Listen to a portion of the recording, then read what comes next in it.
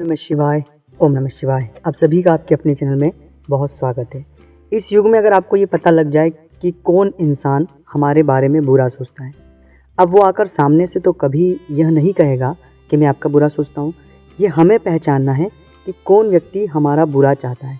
अब आपके मन में यहाँ से प्रश्न खड़ा होगा कि हम कैसे पहचानें कि कौन इंसान हमारा बुरा चाहता है और कौन इंसान हमारा अच्छा चाहता है। तो ये 10 बातें अगर आप अपने जीवन में उतार लेते हैं, इन्हें समझ लेते हैं, तो ये बुरे चाहने वाले जितने सारे लोग हैं इन्हें आप खुद आइडेंटिफाई कर लोगे। सबसे पहले हैं जो लोग आपकी हमेशा तारीफ़ करते रहते हैं। तारीफ़ होना ज़रूरी है, एक इंसान के लिए तारीफ़ बहुत ज़्यादा ज़रूरी है, लेकिन तारीफ़ जब बहुत बार बार की जा रही है तो वो हमारे सोचने और समझने की, उनके बारे में जो हमारी क्षमता है उसे वो शून्य कर देते हैं। जैसी हमारी तारीफ़ होती है तो हम बहुत ही खुश हो जाते हैं और खुशी में हमारे बुद्धि और विवेक जो है, जिन चीज़ों पर हमें ध्यान देना चाहिए, हम नहीं दे पाते। तो अगर कोई इंसान आपकी बार बार तारीफ़ कर रहा है और ये रूटीन में हो रहा है, देखिए आप अगर बॉस हैं या कोई बड़े ओहदे पे हैं वो सब कुछ अलग बात है, लेकिन एक नॉर्मल व्यक्ति के लिए अगर ये बार बार चीज़ें हो रही है तो समझ जाइएगा कि सामने वाला जो व्यक्ति है वो किसी न किसी से हमारा बुरा चाहता है। दूसरे वो लोग जो आपके सामने दूसरों की बुराई करते हैं कि यह ऐसा, क्योंकि जो लोग आपके सामने किसी की बुराई कर रहे हैं ना, ये बात आप मान लीजिएगा कि उन्हें निंदा रस का आनंद आ रहा है।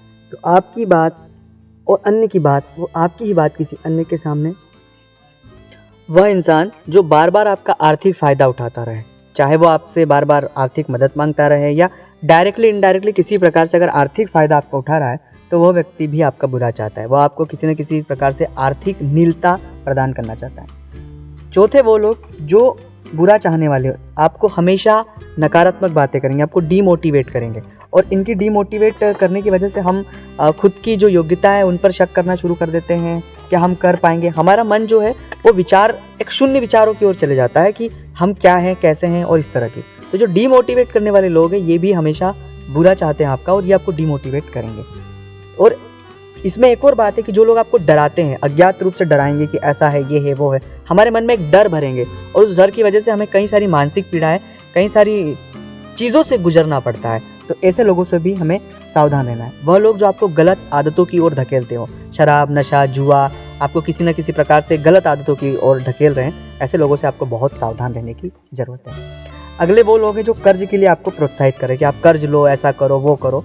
कर्ज दरअसल इस दुनिया में, मैं जानता हूँ कि हमें आवश्यकता है उतना कर्ज लेना चाहिए, लेकिन आवश्यकता से बहुत ज़्यादा कर्ज लेना मूर्खता है दोस्तों, उससे बचें। रिस्क और आवश्यकता दोनों में बहुत अंतर है, तो इस विषय को आपको समझने की आवश्यकता है। किसी भी पारिवारिक सदस्यों के बीच अगर कोई व्यक्ति भ्रम भरता है, जैसे पति पत्नी के बीच, भाइयों के बीच, तो ऐसे लोगों से भी आपको बचकर रहना चाहिए, क्योंकि यह भी आपका बुरा ही चाहते हैं। सच्चाई पता होने के बाद भी अगर कोई व्यक्ति आपको सच्चाई नहीं बता रहा है तो ये भी लोग आपका बुरा चाहते हैं दोस्तों।